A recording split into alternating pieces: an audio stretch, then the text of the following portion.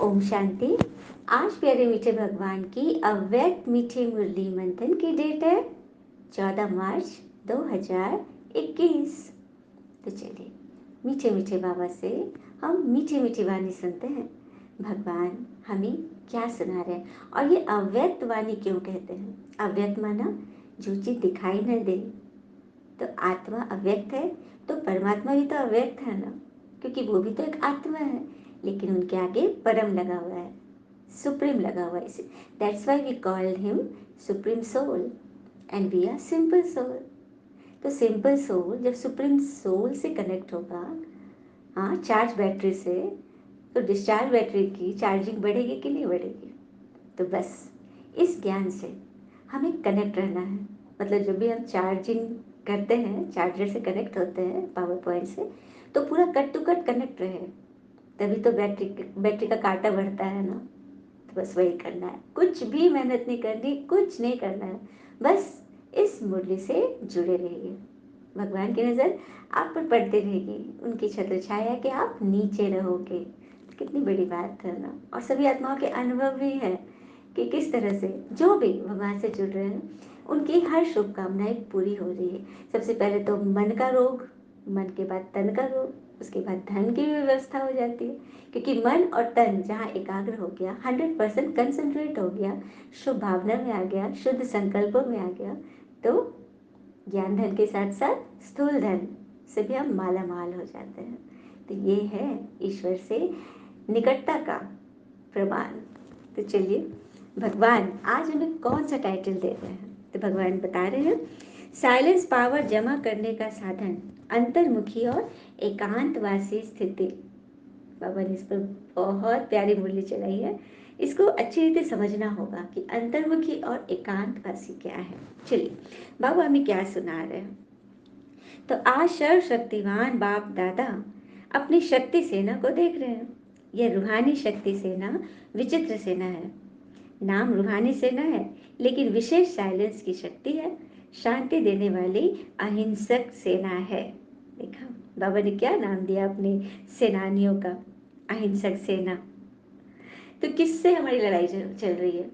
हम योद्धा क्यों हैं? क्योंकि हमारी लड़ाई माया अपनी कमी कमजोरियों से चल रही है, अपने थॉट से चल रही है, जिसका मतलब कोई नहीं समझता कि आखिर थॉट में इतनी पावर क्यों है। अब कहते भी है ना कि मतलब की बात तो सब समझते हैं, लेकिन बात का मतलब कोई नहीं समझता।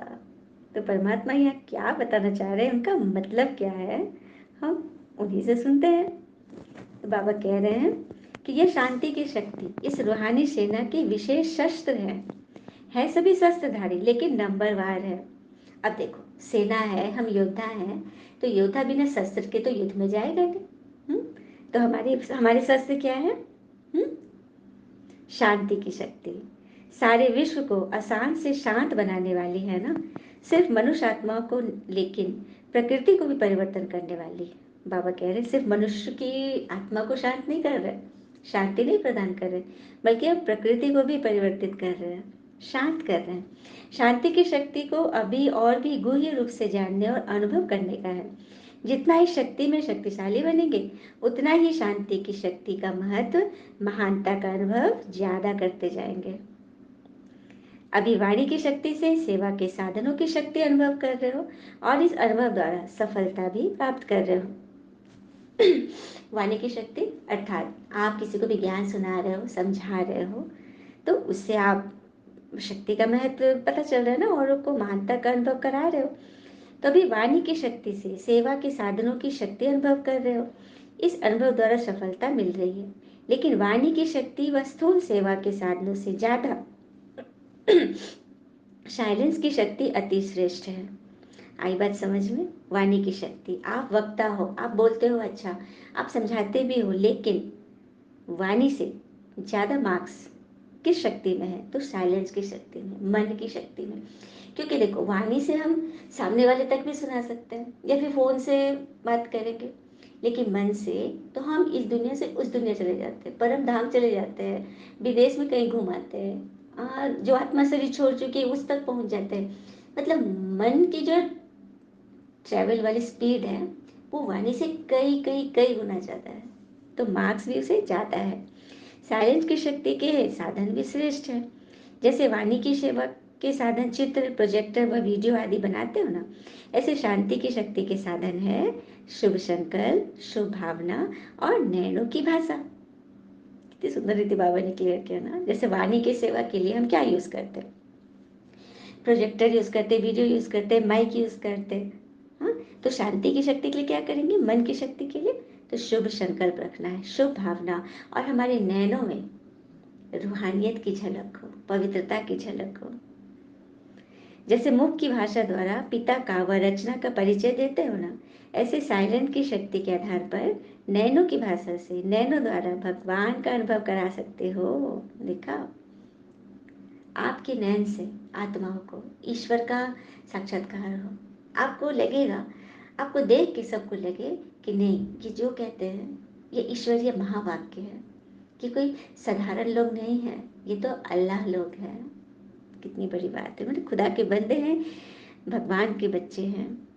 तो ये कैसे प्रत्यक्ष होगा? जब आप मन वचन कर्म से पवित्र हो गए, आपके नैनों से मतलब आत्मीयता झलके। फिर आगे बोल रहे बाबा, जैसे वाणी द्वारा आत्माओं को स्नेह के सहयोग की भावना उत्पन्न कराते हो, ऐसे जब आप शुभ भावना, स्नेह की भावना की स्थिति में स्वयं स्थित होंगे, तो जैसी आपकी भावना होगी वैसी भावना उन्हों में भी उत्पन्न होगी। देखा, कहते ना, जैसी रही भावना नियत उसकी वैसी रही। मतलब कहने का बात है कि जैसी नियत वैसी भावना। तो आप यदि किसी के लिए शुभ भावना रखते हो, सबकी सफलता के लिए दुआएं करते हो, तो उन्हों के अंदर भी आपकी भावना एक न एक दिन जरूर पहुंचेगी। आपकी शुभ भावना उन्हों की भावना को प्रज्वलित करेगी। अरे वाह, जैसे दीपक दीपक को जगा देता है ना, ऐसे आपकी शक्तिशाली शुभ भावना औरों में भी सर्वश्रेष्ठ भावना सहज ही उत्पन्न कराएगी। बिल्कुल सही है। जैसे एक दीपक दूसरे दीपक को जला देता है ना, वैसे आपकी शुभ भावना दूसरे बुझे हुए दीपक को भी जगा देगी। जैसे वाणी द्वारा भी सारा स्थूल कार्य करते हो, ऐसे साइलेंस की शक्ति के श्रेष्ठ साधन शुभ संकल्प की शक्ति से स्थूल कार्य भी ऐसे ही सहज कर सकते हो व करा सकते हो। स्थूल कार्य क्या है? स्थूल माना जो चीज दिखाई दे रहा है, इन हाथों से जो करते हैं वो स्थूल हो गया, और सूक्ष्म जो हम मन से करते हैं। ऐसे साइलेंस की शक्ति के साधन शुभ संकल्प की शक्ति से स्थूल कार्य करते हो ना, वैसे साइंस की शक्ति से साधन, साइंस की शक्ति के साधन है टेलीफोन, वायरलेस है। ऐसे ये शुभ संकल्प सम्मुख बात करने व टेलीफोन वायरलेस द्वारा कार्य कराने का अनुभव कराएगा। ऐसे साइलेंस की शक्ति में विशेषताएं हैं। साइलेंस की शक्ति कम नहीं है। मतलब जैसे साइंस की शक्ति के वायरलेस तार मतलब ऑब्जेक्ट से भी आप बात कर लेते हो, ऐसे साइलेंस की शक्ति की भी विशेषताएं हैं, वो भी कम नहीं है। साइलेंस की शक्ति के साधनों को प्रयोग में नहीं लाया है, इसलिए इनका अनुभव नहीं है। बाबा देखो आगे बता रहे कि तुमने साइलेंस की शक्ति को यूज नहीं किया, पता ही नहीं था रास्ता, इसीलिए उसका अनुभव नहीं है, यूज नहीं है। तो ये सहज लगता है, ये मेहनत लगता है। तो साइंस का चीज़ हमें सहज लगता है, स्विच ऑन करना सहज है, इजी है, लेकिन मन को शांत करना मेहनत लगता है, क्योंकि इसका अनुभव ही नहीं किया। तो आगे बोल रहे बाबा, अनुभव नहीं किया ना, इसीलिए परमात्मा की बात समझ में नहीं आ रही है। इस पर एक छोटा सा प्रसंग है। एक बार की बात है, एक नाई की दुकान में एक महात्मा जी गए और उनको अपना कुछ सेटिंग करवानी थी, बाल वाल अपना कटा रहे थे। तो नाई ऐसे ही बात कर रहा था कि इस दुनिया में महात्मा जी आप क्या ईश्वर को इतना याद करते हो, उनका तो कोई अस्तित्व ही नहीं है। महात्मा जी बोले क्यों? क्योंकि देख रहे दुनिया में कितना दुख दर्द है, सभी लोग दुखी हैं, ईश्वर होते तो क्या सभी दुखी रहते हैं? उस महात्मा जी ने कुछ नहीं बोला, चुपचाप उसको देखते रह गए। अचानक उन्होंने रोड पे देखा कि एक भिखारी नुमा व्यक्ति, जिसके पूरे दाढ़ी बढ़े हुए बाल एकदम लंबे लंबे ऐसे मतलब जा रहा है। तो महात्मा जी ने बोला उसको देख के कि इस दुनिया में नाई का भी कोई अस्तित्व नहीं है। तो नाई बोला अरे ये कैसे कह रहे, मैं तो हूँ यहाँ, कैसे आप बोले मेरा अस्तित्व नहीं, मैं तो नाई हूँ। पर अच्छा तुम हो? तो फिर उस आदमी का इतना बाल और दाढ़ी क्यों बढ़ा हुआ है? अगर नाई होता, अस्तित्व होता तो उसका बाल दाढ़ी नहीं काट देता। तो नाई बोले कैसी बातें आप कर रहे हैं, वो मेरे पास आएगा तभी तो मैं उसके बाल काटूंगा। तो महात्मा जी ने बोला बस यही बात है, तुमने कितने इजी वे में कह दिया कि परमात्मा का कोई अस्तित्व नहीं है। तो परमात्मा को पाने के लिए तुम उसके पास गए, सच्चे मन से गए, मन वचन कर्म से शुद्ध हुए, उनको फील किए, तो कैसे कह दिए कि दुनिया में बहुत दुख दर्द है तो परमात्मा का कोई अस्तित्व नहीं है? अरे परमात्मा तो सूरज की रोशनी की तरह सब पे अपना प्रकाश डाल रहे हैं।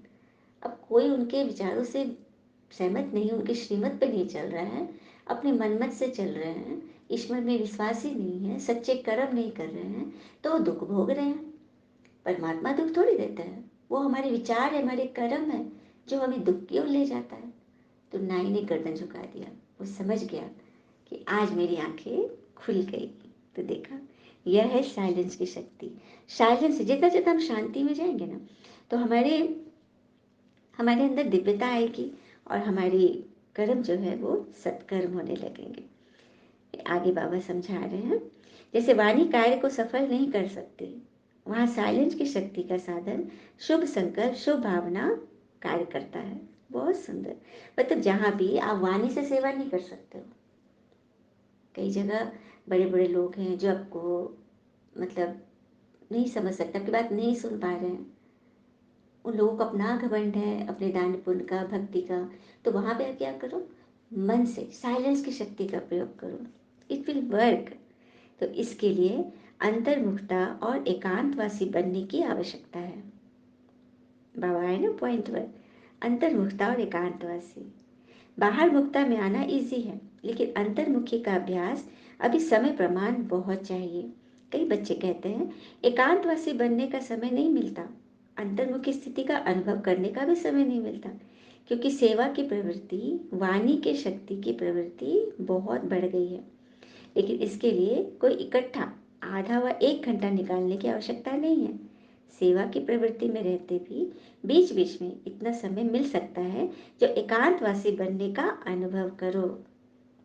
बाबा कितना अच्छे रीति समझाते हैं ना, कि कई आत्माएं कहते हैं कि बाहर मुक्ता में आना सहज है, मतलब बाहर मुक्ता मतलब वाणी में आना इजी है, मुख से बोलना इजी है, लेकिन अपने अंदर जाना, अंतर्मुखी बनना, उसमें वो समय चाहिए। और एकांतवासी, एकांत तो मिलता ही नहीं है कि एकांत में बैठ करके याद कर रहे हैं, उसका तो समय ही नहीं मिलता है। तो बाबा कह रहे हैं ऐसी बात नहीं है। एकांत मतलब क्या है, एक की याद में अपनी अशुभ संकल्पों का अंत कर देना। हम 10 के बीच में भी रहते हुए एकांत का फील कर सकते हैं, एकांतवासी बन सकते हैं। या फिर मंदिर में अच्छे माहौल में भी हम एकांतवासी नहीं बन सकते। तो ये हमारे मन से कनेक्ट है। मन जितना शांत और शीतल होगा, क्लीन एंड क्लियर होगा, उतना एकांतवासी और अंतर्मुखी बनना इजी हो जाएगा। अंतर्मुखी माना अंदर ही अंदर भगवान से बातें करते रहो। किसी ने कुछ बोला, कोई प्रॉब्लम आया, सबसे पहले भगवान से बात करो। बाबा देखो ना ऐसा हुआ, बाबा ऐसा हुआ, बाबा क्या करो।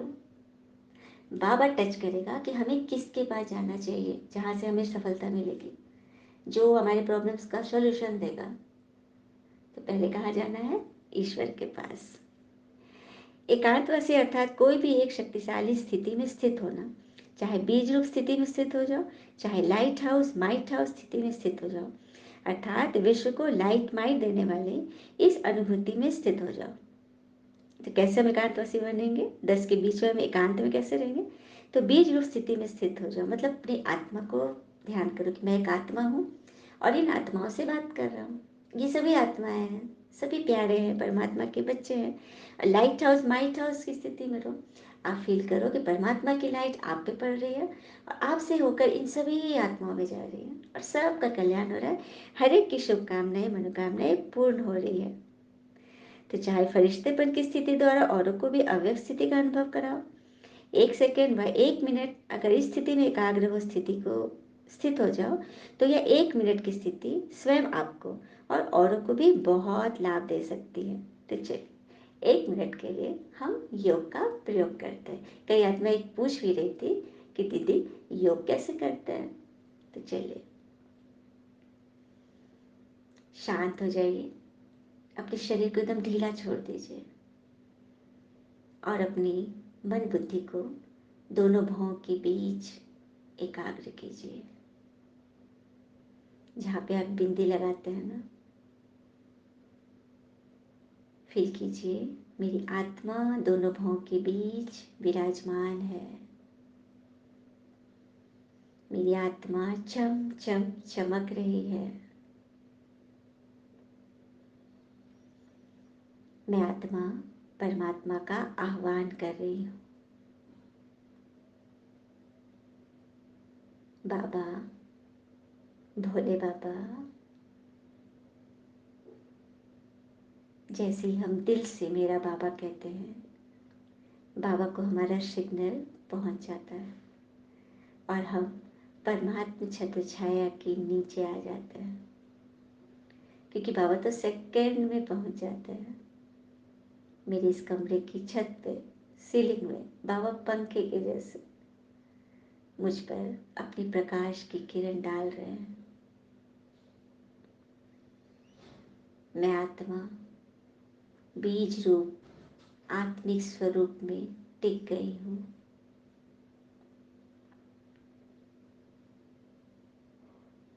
मुझसे पवित्रता और शक्तियों की किरणें निकलकर चहुं ओर फैल रही है। मेरे इस कमरे से होते हुए मेरे पूरे घर में फैल रही है। बाबा कहते हैं इस ज्ञान से तुम स्वर्ग के मालिक बनोगे, लेकिन सबसे पहले हम मन को स्वर्ग बनाएंगे। स्व परिवर्तन से विश्व परिवर्तन। कहते हुए है ना, जो लोग पसंद होगा वही प्रभु पसंद बनेगा। इस तरह से मैं आत्मा जब भी किसी बात में फंसूं, अपने आप को आत्मा रूप में देखकर परमात्मा को याद करें, उनकी शक्तियों को खुद में भरे और जिस भी आत्मा से कोई प्रॉब्लम है या जिसके लिए हम दुआ करना चाहते हैं, उस आत्मा को इमर्ज करें। या फिर जिसने अभी अभी शरीर छोड़ा हो, प्यारी दादी माँ, जिसके तन में भगवान आते थे, उस दादी ने शिवरात्रि के दिन शरीर छोड़ दिया। उन्हें इच्छा मृत्यु का वरदान प्राप्त था, तो शायद उन्होंने उसी दिन की इच्छा की होगी।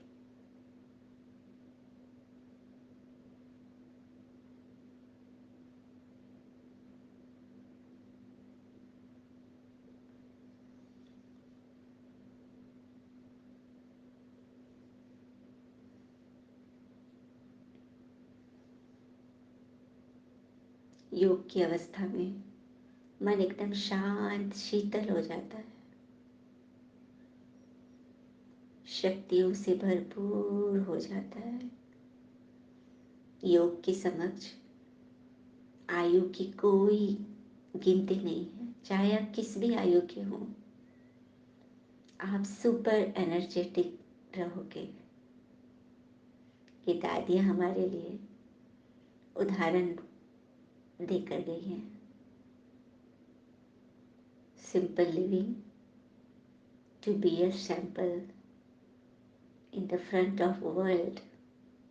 विश्व के आगे ये सभी एक सैंपल एग्जाम्पल थी।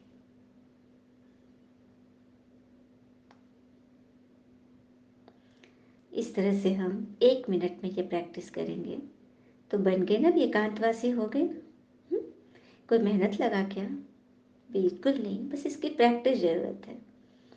जैसे और नियम आवश्यक समझते हो, ऐसे यह भी स्व उन्नति के लिए व सेवा की सफलता के लिए, सेवा केंद्र के वातावरण के लिए यह आवश्यक है। घर के लिए, परिवार के लिए यह आवश्यक है। ऐसे अंतर्मुखी एकांतवासी बनने के अभ्यास के लक्ष्य को लेकर अपने दिल की लगन से बीच बीच में समय निकालो। बाबा हमें राय दे रहे हैं, फरमान जारी कर रहे हैं कि बच्चे बीच बीच में इस आत्मिक स्वरूप का कि अभ्यास का समय निकालो। महत्व जानने वाले को समय स्वतः ही मिल जाता है।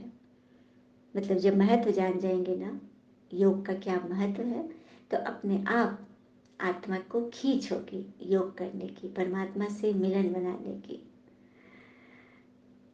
तो अपनी मन बुद्धि को स्थिर करना ही एकांतवासी बनना है। सेवा में रहते समाचार भी सुनते सुनते एकांतवासी बन जाते हैं। मतलब भीड़ भाड़ में, हंगामे में, परिवार में, सबके बीच में रहते हुए भी हम एकांतवासी बन जाते थे। यह अनुभव किया ना? बाबा पूछ रहे हैं। चलते फिरते, खाते पीते, उठते बैठते, सुनते सुनाते एकांतवासी बनो। बच्चों के आगे एग्जाम्पल बनो। ऐसे अभी समय प्रमाण इस अभ्यास की आवश्यकता है, पापा ने कह दिया। तो समय प्रमाण 1 सेकंड में अनुभूति करा लो, यही पुकार होगी।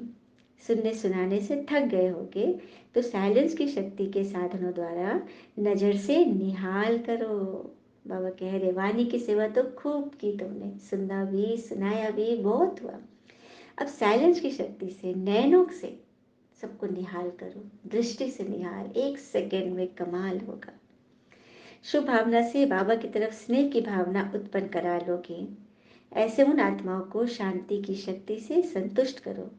तब आप चैतन्य शांति देव आत्माओं के आगे शांति देवा कहकर महिमा करेंगे। और यही अंतिम संस्कार ले जाने के कारण द्वापर में भक्त आत्मा बन आपके जड़ चित्रों की यह महिमा करेंगे।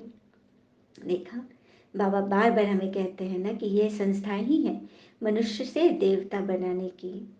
तो आप जब इस संगम पर उन आत्माओं को अपनी शांति और शक्ति से संतुष्ट करेंगे, तब आप चैतन्य जीवित शांति देव आत्माओं के आगे वो शांति देवा शांति देवी कहकर आपकी महिमा करेंगे। और यही अंतिम संस्कार द्वापर में भक्त बन के आपके जड़ चित्रों के सामने आपकी महिमा करेंगे। देखा, अभी हम लोग कर रहे हैं ना। हाँ, देवी देवता के आगे मांगनी करते हैं ना, अपनी बात रखते हैं, उनसे सब अपनी व्यथा सुनाते हैं, उनको इतना मान देते हैं, अपने घरों में अपने दिलों में स्थान देते हैं। तो कौन थे? जरूर उन्हें कुछ ऐसा करके गए होंगे ना। तो यही है संगम पर आप बच्चे जो भी चैतन्य में सबको शांति का दान दे रहे हो, सबको अच्छे अच्छे बातें बता रहे हो, चाहे कुछ भी काम हो रहा है, कहीं स्कूल में हो, कॉलेज में हो, कहीं भी हो, ये आत्माएं रुकती नहीं है, बहती नदी की तरह सबको लाभान्वित करती हैं, फलदार वृक्ष की तरह सबको अपना फल देते हैं। तो ये है प्राकृतिक गुण जो आत्मा में धारण हो जाते हैं। फिर आगे बाबा कह रहे हैं, चारों ओर के शांति देवा श्रेष्ठ आत्माओं को, चारों ओर के अंतर्मुखी आत्माओं को सदा एकांतवासी बन कर्म में आने वाले कर्म योगी श्रेष्ठ आत्माओं को भगवान की याद प्यार और नमस्ते। हम बच्चों की भी प्यारे शिव पिता को दिल से याद प्यार और नमस्ते नमस्ते नमस्ते। फिर आगे बाबा ने कुछ एक पॉइंट बताए। विशेष आत्माओं के हर कदम में पद्मों की कमाई है, बड़ों का सहयोग भी छत्र छाया बन 4 चांद लगा देता है। तो जहाँ भी जाओ वहाँ सभी को एक एक के नाम से याद प्यार स्वीकार कराना। बाबा कह रहे जहाँ भी जाओ वहाँ सभी को भगवान का याद प्यार पहुँचाओ। नाम की माला तो भक्ति में बहुतों ने स्वीकार किया है। हम माला जपते आए हैं ना, तो अब क्या करना है? कौन सी माला शुरू करनी है? तो ईश्वरीय ज्ञान और गुणों की माला, एक एक मोती बढ़ते जाए और ईश्वर के गले का हार बने, है ना बड़ी बात। फिर बाबा ने आज बोला, वृक्षपति दिवस पर वृक्ष के पहले आदि अमूल्य पत्तों को वृक्षपति भगवान का याद प्यार और नमस्ते। तो वृक्षपति दिवस अर्थात सदगुरुवार की ये वाणी चली थी। तो उस दिन की पापा महिमा के बारे में बोल रहे हैं कि आप सभी वृक्षपति भगवान के अमूल्य पत्ते हो, उस झाड़ के। राहु की दशा और अनेक दशाएं आपकी समाप्त हो गई। तो चलिए सभी आत्माओं को बधाई। सबके जीवन में जो राहु की दशा थी वो ईश्वरीय महावाक्य सुनने से वो सब समाप्त हो जाएगा।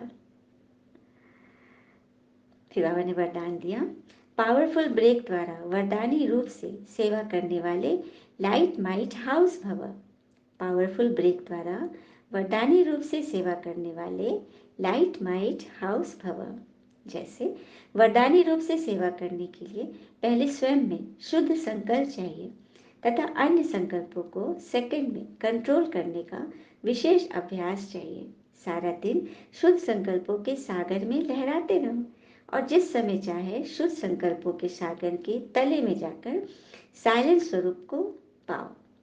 इसके लिए ब्रेक पावरफुल हो, संकल्पों पर पूरा कंट्रोल हो और बुद्धि व संस्कार पर पूरा अधिकार हो, तब लाइट माइट हाउस वन वरदानी रूप से सेवा करेंगे।